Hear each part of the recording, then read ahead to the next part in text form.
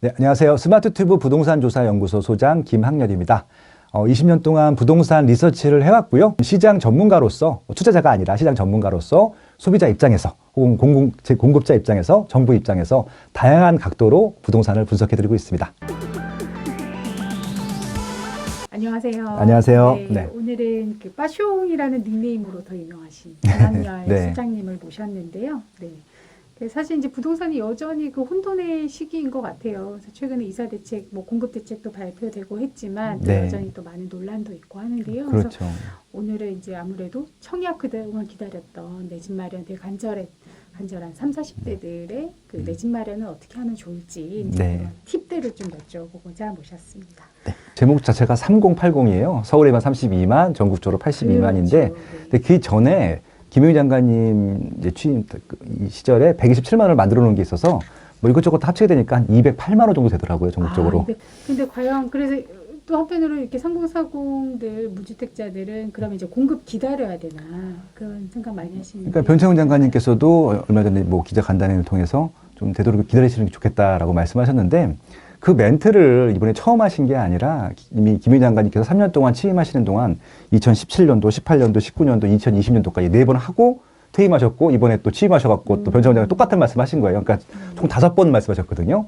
5년 동안 무슨 일이 있었는지 보면 딱 나오잖아요. 기다리는 사람들은 지금 어떻게 됐고 그냥 기다리지 않고 집을 사셨던 분들은 어떻게 되셨는지 한번 결과 제가 말씀드리지 않아도 결과를 아시잖아요. 그러니까 이게 투자 같은 경우는 이제 지금 투자할 수가 없는 상황이기 때문에 그건 투자자들이 알아서 하시는 이제 그런 기간이 됐고요. 내 집 마련 하시는 분들 같은 경우는 되게 혼란한데 혼란할 거 없이 그냥 저는 바로 하십시오라고 지금 답변을 드리고 있어요. 왜냐하면은 집값이 올라가는 거랑 내려가는 거랑 좀 상관없는 시장이거든요. 지금 어차피 자산 가치가 올라가는 것들이고 오히려 기다리면 기다릴수록 그 자산 가치가 더 올라가는 시장이기 때문에 인플레이션도 가세되고 있기 때문에 일단은 내 집 마련 하시는 것들이 가장 바람직하지 않을까? 예, 그런 좀 답변들을 드리고 있습니다. 가능하다면 뭐 그렇게 크게 무리하지 않는 범위 내에서 내 집 마련을 하라 이제 이런 말씀이신가요? 그러니까 지금 집값이 많이 올랐다라고 판단하시는 것 같고 기다리게 되면은 좀 집값이 빠지지 않겠느냐라고 기대를 하시는 것 같아요. 근데 정부에서 지금 기대하고 있고 바라고 있는 것들은 집값을 빠지길 기대하는 게 아니라 공급이 부족하기 때문에 더 많이 공급을 해서 집값을 안정시키고 싶은 것들이거든요. 그러니까 많은 분들이 보고 헷갈려 하시는 게 뭐냐면은 집값이 빠질 거라고 기대를 하시는 거예요. 정부에서도 집값 빠지는 건 기대하지 있지 않고요. 더 많이 올라가는 것들, 단기간에 많이 올라가는 것들을 막기 위해서 공급 대책을 내놓은 거라고 생각하시면은 지금 시점에서 집을 사는 것들이 맞는 것들이잖아요. 근데 지금 뭐 3년 전 가격으로 되돌린다. 이런 멘트들을 안 하셨으면 참 좋았을 텐데 그런 이제 정책의 발언들을 하셨잖아요. 정치인분들이. 어떻게 보면 선거용 발언들이거든요. 그거는 불가능해요. 3년 전 가격으로 돌아가는 것들도 대한민국을 위해서 바람직하지도 않고요. 그건 실질적으로 그렇게 되지도 않기 때문에 오히려 그냥 적당한 타이밍에 적당한 시기에 제대로 빨리 구입하시는 것들이 바람직하지 않을까 그런 답변들을 드리고 있는 거죠. 그리고 무엇보다도 공급이라고는 하지만 공급의 시기가 사실은 네. 뭐 적어도 8, 9년은 돼야 이제 실물이 올라가는 거잖아요. 그러니까 이제 그 전까지는 좀 애매모호하게 말씀을 하셨어요. 김용희 장관님께서 취임하실 때까지 127만 원 발표할 때까지만 하더라도 뭐 몇 년 안에 공급 이렇게 하셨었는데 그것들에 대해서 불만이 많았죠. 실질적으로 3년 동안 공급한 게 없었거든요. 그러다 보니까 아마 이번에는 그 정책 그 보도 자료를 만들면서 조금만 신경을 쓴 티는 나거든요. 어떻게 쓰셨냐면은 2025년까지 부지 확보라고 말씀하셨죠. 예, 2025년. 그럼 그 말은 2025년까지는 입주할 수가 없다는 얘기잖아요.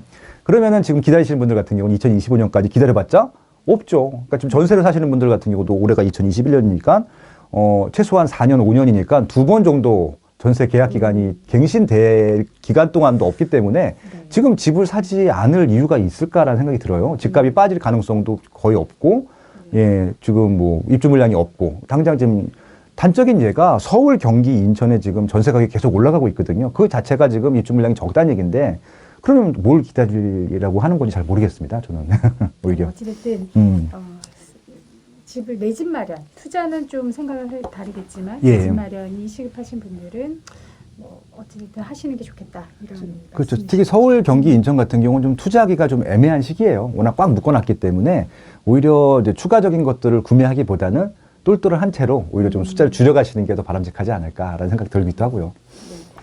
그런데 이제 이번에 이사 대책 발표하면서 이제 청약도 약간 좀 달라졌잖아요. 네. 그래서 대표적으로 그 일반 뭐 공공 분양 가운데서 그 30% 이제 추첨제로 하겠다고 하니 네. 이제 일부에게는 또 기회이지만 또 오랫동안 이렇게 차곡차곡 그쵸 통장 쌓아오신 분들은 또 이게 또 무슨 소리냐 이런 상대적 또 손해가 아니냐 이런 말씀이신데 그 부분은 정책 변화된 건 좀 어떻게 보세요? 그러니까 뭐 디테일한 정책에 대한 설명은 드리진 않을게요. 그러니까 이런 거예요, 결국은.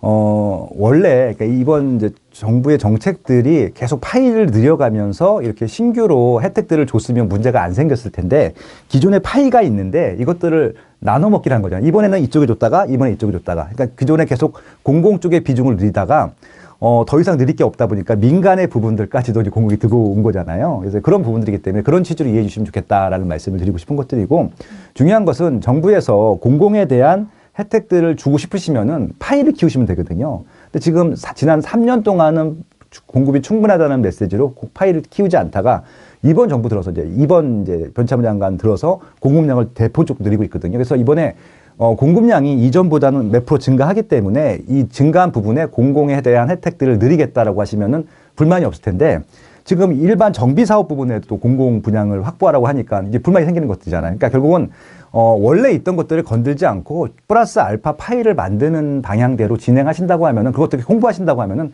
그게 문제는 없을 거라고 봅니다. 근데 아까 말씀드린 대로 기존의 파이는 고정된 상태에서 그거를 자꾸 공공 쪽으로 옮기라고 하니까 당연히 민간 쪽에서는 불만이 생길 수밖에 없는 것이죠. 네. 그리고 지난주 이제 2월 19일부터 네. 입주자 모집 공고하는 단지는 이제 일부가 네. 전월세 금지법에 해당이 되잖아요. 네. 그것도 이제 논란이 많은 것 같던데. 일단은 이제 분양가 상한제를 실시하는 지역만 해당되기 때문에 전국적인 건 아닙니다. 그것도 오해 없으시기 바라고요. 근데 이제 중요한 거는 우리가 희망하고 바라고 대기 수요가 가장 많은 지역이 분양가 상한제 지역이기 때문에 대부분 다 그렇게 느끼시는 거죠.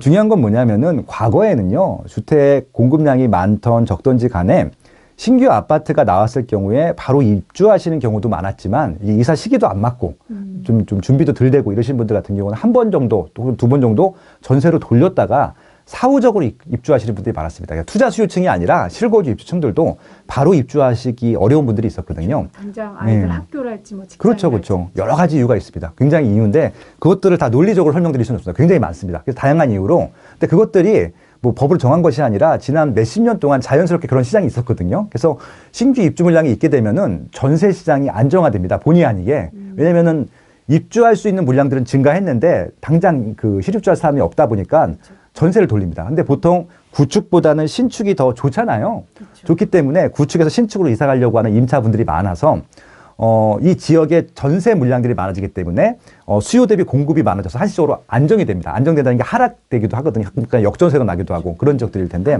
그러니까 굉장히 임차인들 분들 입장에서 보면은 되게 좋았던 시장이었던 거예요. 그 좋은 새 아파트를, 좋은 입지의 새 아파트를 정말 저렴한 가격에 들어갈 수 있는 굉장히 좋은 기회였었죠. 대표적인 기회가 2018년도에 입주했던 송파하고 가락동에 입주했던 헬리오시티였어요. 9,510세대가 입주하다 보니까 주변에 잠실이 가까웠었는데 잠실이 2008년, 9년도 입주한 아파트들이 전세가가 8억 정도 했었는데 4억, 심지어는 제가 3억도 봤어요. 84가. 3억부터 5억 정도 사이에 대부분 입주를 한 거예요. 얼마나 좋았습니까? 강남인데. 근데 그 좋았던 제도들이 지금 없어지는 거잖아요. 단적인 예가 지금 헬리오시티가 2년 후에 재계약을 하는데 임대차 입법하기 전에는 이제 11억까지도 간 거예요. 와우. 그러니까 이것들이 뭐 올라가는 것들에 대한 병폐를 막는 것이다, 뭐 이런 것들을 하는데 한번 생각을 해보세요. 지금 전세 물량이 많아서 자연스럽게 조정이 된 시장과 실입주를 강요한 거잖아요. 그러면은 이제 우리가 전세로 들어가실 분들 같은 경우는 그 새 아파트에 정말 살고 싶으신 분들 같은 경우는 과거에는 4억이면 들어갔었는데 11억을 주고 들어가야 되는 거예요. 경제적 부담이 되는 것들이잖아요. 근데 이것들이 억지로 뭐 투기꾼들이나 집주인들이 올리는 게 아니라 워낙 물량이 귀하고 들어가려는 사람들이 많다 보니까 수요 공급 누릴 때문에 이렇게 된 것들이거든요. 작년에 김포시에 그 캐슬앤 파밀리에라고 하는 단지가 입주를 했습니다. 고촌읍인데, 정말 놀라운 수치를 제가 봤어요. 제가 처음 봤는데, 97.3%가 실입주예요. 오. 네, 자가로. 97.3%요? 네.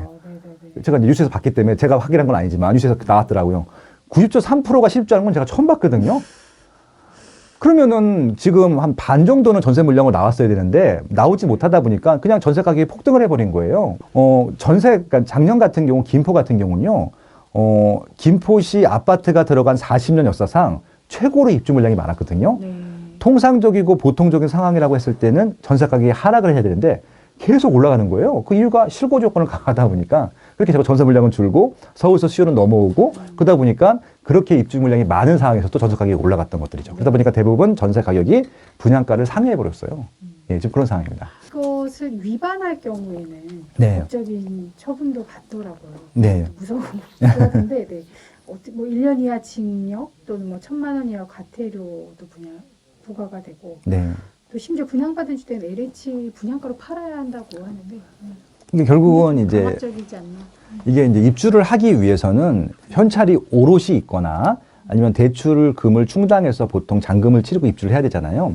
근데 지금 대부분 규제 지역은 대출이 40% 아니면 50%거든요.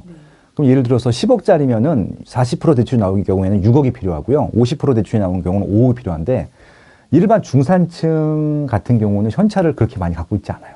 그렇죠. 예, 아무리 저축을 많이 한 사람들도 직장 생활에서는 1년에 1억 못 모으죠. 몇 천만 원. 그러니까 결국은 한 20년, 30년 모아야지 가능하다는 얘기인데 그 전까지는 대출이 한 70% 나왔었잖아요. 그래서 저는 다른 건 모르겠지만 다주택자들이 대출 받는 것들에 대해서 규제하는 것들은 이해를 하는데 무주택자 분들이 대출 40% 가지고 심지어 40%가 또 다 나오지도 않아요. DSL 때문에. 그렇죠. 그러니까 그 돈으로 입주하라고 강요하는 것들. 지금 김포도 그 정도인데 서울 같은 경우는 더 불가능하잖아요. 그러면은 서울처럼 분양가가 높은 지역들 같은 경우는 들어오지 말라고 하는 것들이고 이왕 분양받은 것들은 그러니까 또 소급도 하면 안 돼요. 소급을 하는 거잖아요. 분양받은 것들에 대해서는 그냥 대출을 해줬어야 되는데 소급해서 대출을 규제를 하다 보니까 청산을 받으라는 겁니다. 그것도 올라간 가격이 다행히 또 올랐는데 올라간 가격에 팔 수 있으면 다행이라고 생각하는데 그 가격에 파는 것이 아니라 그냥 그 금리 정도 수준 붙여가지고 LH공사에서 팔라고 하는 것들이잖아요. 원래 너무 부당한 거죠. 그러니까 결국은 돈이 없으면 지금 이 시점에서는 결국 현찰이 많은 분들 같은 경우는 입주도 할 수 있고 팔 수도 있고 편한데 좀 현찰이 없는 중산층 이하 계층들 같은 경우는 지금 좋은 아파트가 나와도 싼 아파트가 나와도 분양을 못 받아요. 그런 상황이기 때문에 개인적으로 정말 억울하신 분들이 생겨서 제가 뭐 이렇게 좀 정말 다주택자들 규제를 하니까 다주택자들은 짜증은 나겠죠. 짜증나는 것들은 전 이해를 해요. 그건 어쩔 수 없는 건데 억울하면 안 되잖아요. 소급해서. 그 전에 그 제도 지켜서 분양을 받았는데 갑자기 대출 규모를 70%에서 40%를 줄이고 더군다나 또 그 전에 또 내가 당장 못 들어가면 전세를 끼고 한시적으로 임대를 줄 수 있었는데 지금 못 주다 보니까 그냥 청산을 받으라고 하고 이건 정말 너무 억울한 일이잖아요. 옛날 제도대로 했는데. 그러니까 저는 짜증나는 것과 억울한 거는 그렇죠. 다르죠. 그러니까 억울한 사람들이 생기면 안 되는 것들이거든요. 법의 안정성이라고 하는 것이 뭐냐면은 여러 가지 좀 이렇게 손해를 보시는 분들이 있긴 하지만 있어도 한 명이라도 억울한 사람이 생기면 안 되는 거잖아요. 이번 정부의 취지도 그런 것들이고. 그러니까 어떻게 보면 하향 평준화가 그런 것들이잖아요. 근데 지금 하향 평준화가 중요한 게 아니라 한 명 한 명이 특히 돈이 많은 사람들이 아니라 돈이 없는 사람분들이 너무 억울한 시장이 된 거예요. 개인적으로 그게 좀 너무 안타까워요. 예. 그렇다면 이제 구체적으로 서두에 말씀드렸듯이 이제 영끌까지 이제 각오하는 30대, 40대들이 있으신데요. 그 영끌을 하더라도 그래 좀 어느 정도 그죠? 타당성이 있는 영끌을 하시면 좋을 것 같은데 그럴 만한 그 곳이 어디인지 조금 짚어주시면 좋을 것 같습니다. 네, 뭐 저는 뭐 입지 전문가이기도 하고 20년 동안 입지 분석해서 보고서 만드는 게 제 일이었으니까 지금도 그런 일을 하고 있고요. 일단은 금액에 상관없이 고르라고 하면은 제일 비싼 데 고르시면 돼요. 뭐 강남이라든지 서초구라든지 용산구라든지 정해져 있죠. 근데 거기는 들어갈 수 있는 층들이 한정이 돼 있거든요. 그런 지역들은 심지어는 대출도 안 나와요. 그러니까 그건 알아서 하시는 거고요. 근데 그 입지가 왜 좋으냐라고 말씀드리면은 왜 비싸냐고 말씀을 하시면은 리스크가 없기 때문에 그렇습니다. 리스크가 없는 대신 비싼 거죠. 그러니까 비싼 것들은 대부분 리스크가 없다라고 보시면 될 것 같고요. 다만 이제 이 가격이 지금은 저렴하지만 올라갈 지역들이 좀 있어요. 근데 그런 지역들 이제 발전 가능성 미래 가치라고 하는데 그런 것들을 중산층 이하 30, 40 분들이 좀 챙기셔서 선점하셨으면 좋겠다라고 좀 제안을 드리고 싶은 것들이고 두 가지가 있습니다. 그러니까 세 가지가 있습니다. 이제 호재라고 하는 것들일 텐데 미래 가치가 높아지는 제일 중요한 거는 일자리예요. 일자리가 지금은 없지만 일자리가 많아지는 지역들 같은 경우는 제일 큰 호재입니다. 아마 지금 없는 지역은 쌀 텐데 일자리가 생기면 비싸지거든요. 그런 걸 찾을 수 있다라고 하면 너무 좋은 지역이기 때문에 선점하시라고 말씀을 드리고 두 번째는 대부분 일자리가 많은 지역들은 이미 비쌉니다. 그래서 일자리가 많은 지역과 교통망이 연결되어 있는 지역 혹은 연결될 지역들을 두 번째로 보라고 말씀을 드리고요. 세 번째는 이양 하시는 것들이면은 되도록이면 구축보다는 신축 신축이 될 것들을 하시라고 말씀드리죠. 그래서 이제 이 세 가지 조합이 다 합쳐지면은 정말 비싼 것들이 되는 것들이고, 그러니까 지금 세 가지가 다 합쳐지지 않았는데 향후에 생긴다고 하면은 이제 비싸게 지역이 되는 것들이죠. 이렇게 한번 좀 정리를 해보면서 입지들을 좀 정리해 보면요. 일단은 일자리가 제일 어디가 많은지를 보셔야 되잖아요. 강남구가 압도적으로 많아요. 근데 지금도 제일 많고 향후에도 제일 많아질 겁니다. 플러스 알파도 더 많을 겁니다.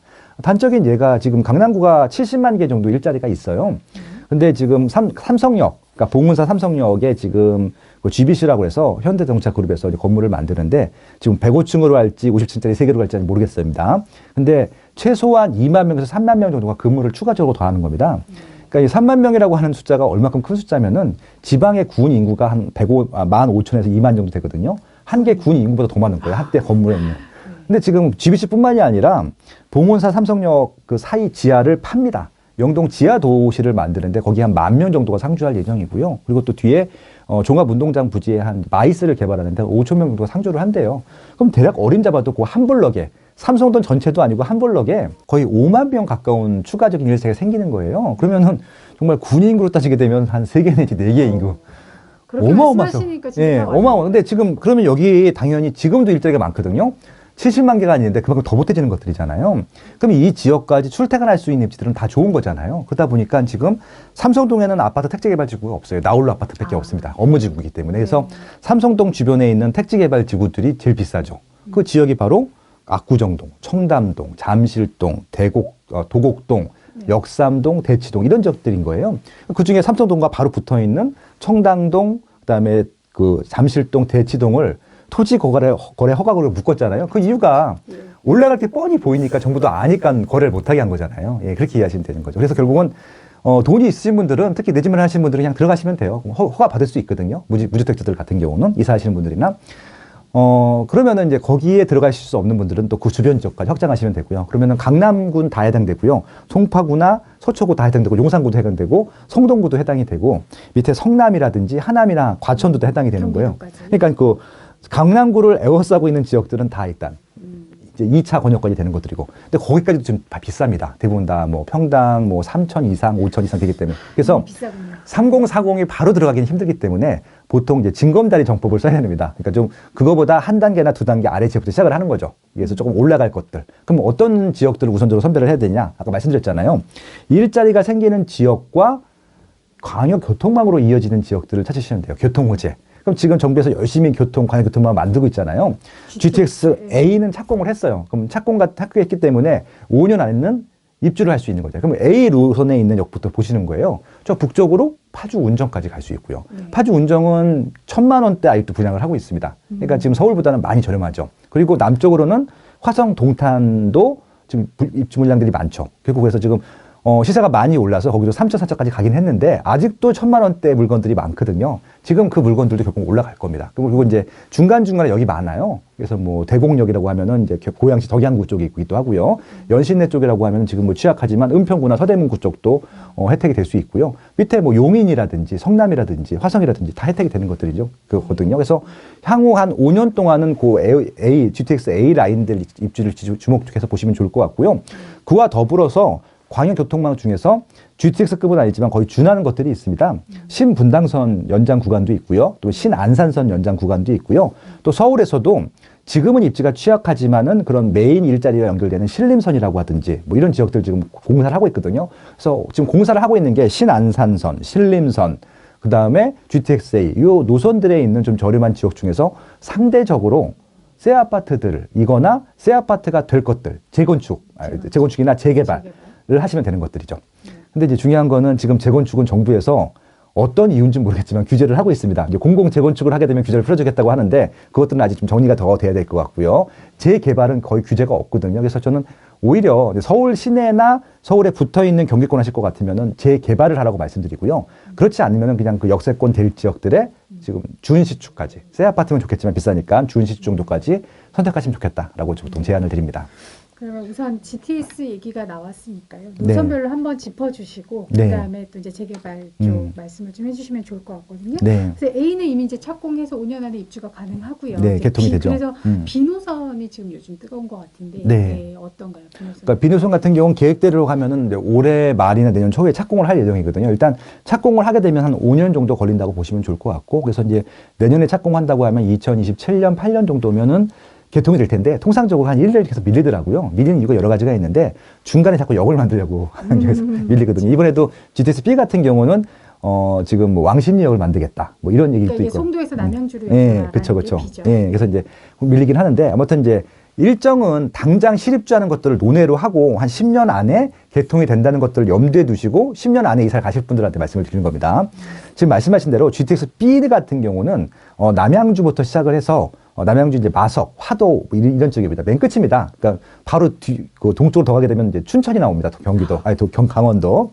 그 바로 직전일 텐데 거기서부터 인천 송도까지 가는 지역들일 텐데요. 그럼 그 역세권 부지들 중에서 택지 개발을 한 부지들이 있어요. 왜냐하면은 남양주 같은 경우는 도농 복합 도시 지역이어서 거의 대부분이 다 농촌 도시입니다. 이제 그런 지역들 같은 경우는 기반시설이 부족하기 때문에 추천을 드리진 않는데, 다행히 역세권 될 부지들이 좀 여러 가지 신도시들을 개발해 놨습니다. 뭐 예서 뭐 다산 신도시, 별내 신도시 이런 것들이 있는데, 일단은 그 GTX 이제 B가 지나갈 지역들 같은 경우는 이제 왕수 신도시가 개발될 예정이기 때문에 아마 입주 시기와 개발 시기가 거의 맞물릴 것 같아요. 그래서 왕수 신도시 같은 경우는 좀 올해 사전 청약을 하기 때문에 특히 상공사공 분들처럼 돈이 없거나 가점이 좀 낮으신 분들 같은 경우는 왕수 신도시에 이런 좀 어떻게 보면 특별 공급들 노려보시는, 가점이 낮을 수라도 되는 노려보시는 것도 좀 방법이 될 것 같다고 말씀드리고 싶고요. 서쪽으로는 이제 송도가 있는데, 송도도 아직까지는 제가 봤을 때는 비싸진 않습니다. 그러니까 인천에서는 제일 비싼 지역이긴 하거든요. 연수구, 송도동이. 근데 가보시면 아시겠지만, 만약에 송도에서 실거주를 하실 수 있는 분들 같은 경우는요, 지금 송도 개발되기 전에는 분당이 제일 좋았었거든요. 워낙 혐오시설도 있고 다 있고, 일제 출퇴근도 가까웠고. 근데 지금 송도는 분당보다 더 좋아요, 시설이. 좋은데, 중요한 건 주변에 일자리가 없기 때문에 일자리까지 출퇴근 편리성이 떨어지게 되는데, 만약에 GTX-B가 개통이 되면은 일자리 출퇴근성이 좋아지면서 워낙 시설이 좋기 때문에 실거주 지역으로서 꽤 괜찮은 지역이 되는 것들이죠. 그래서 교육 환경 거기 이제 교육 특구이기도 하고요. 외국인 학교가 있고, 심지어는 외국인 대학교도 있어요. 연세대학교 또 캠퍼스도 있고, 인천대학교 캠퍼스도 있고, 교육 특구입니다. 그래서 이제 교육적인 초중고 대학교까지, 심지어는 거기서 외국인 학교를 다니게 되면 외국인 대학을 나온 것처럼 또 쳐주기도 하거든요. 그래서 예, 워낙 좋은 지역입니다. 송도는 아마 계속 뜰 것 같고요. 그러니까 GTX-B가 개통되게 되면 그때 아마 정점이 될 것 같습니다. 그래서 아마 정점이 되기 전에 들어가는 것들도 추천드리고요. 그 전에 그 연수구나 남동구 쪽에도 여기 있어요. 그 지역도 GTX-B 여기 생기니까 거기에 택지 개발 지역들도 괜찮거든요. 뭐 구월동이라고 하든지 뭐 이런 좀 택지 개발 지구들이 있습니다. 그러니까 좀 나홀로 아파트만 있는 지역들 말고 이미 기반시설이 있는 지역에 역세권이 생기는 지역들은 보실 필요가 있다. GTX-B까지는 그렇게 좀 추천을 드릴 수 있을 것 같고요. GTX-C 같은 경우는 이제 그 덕소가 아니라 그 양주, 옥정, 수원. 예, 그렇죠. 그래서 수원까지 내려오게 되는데, 여긴 또 이제 B 같은 경우는 강북 지역을 지나가는 겁니다. 여의도를 지나가고요. 강남은 안 갑니다. 한번 환승해야 되는데, C 같은 경우는 A랑 노선과 똑같이 삼성역을 관통하거든요. 그렇기 때문에 강남권으로 출퇴근하실 분들이 굉장히 좋죠. 최근에 양주가 굉장히 좀 이슈입니다. 왜냐하면은 양주는 미분양이 많았었고, 얼마 전까지도 미분양 관리지역이었다가 지금 이제 규제지역으로 지정될 정도로 새 아파트에 대한 인기가 많거든요. 그래서 지금 양주 같은 경우는 지금 두 개의 라인이 좀 호재가 있어요. GTX-C 라인이 하나 있고요. 7호선 라인이 있습니다. 양쪽 다 7호선도 강남까지 갈 수 있긴 하거든요. 그래서 두 라인에서 적당한 기반시설을 보시면서 원하시는 아파트 들어가시는 거 추천드릴 수 있을 것 같고요. 남쪽으로는 이제 수원까지 가기 때문에, 수원에는 지금 한참 재개발 재건축이 진행 중입니다. 그렇기 때문에 재건축 재개발과 또 시너지가 나는 지역도 좀 보셨으면 좋겠다. 아직까지는 저렴하다. 서울보다 많이 저렴하다. 예, 그렇게 좀 추천드릴 수가 있을 것 같습니다. 네. 디노선은 아직 뭐 확정은 안 됐는데 7월 달에 확정을 해주겠다라고 하는데, 지금 이슈가 두 가지예요. 하나는 경기도 김포 통진에서 출발하는 안이 하나 있고, 하나는 송도에서 출발하는 안이 있는데, 둘 다 어떤 안이 확정되지는 않았거든요. 원래 이제 김포에서 출발하는 안이 1안이었었는데 인천에서 Y자로 가게 해달라. 예, 이렇게 되는데, 예.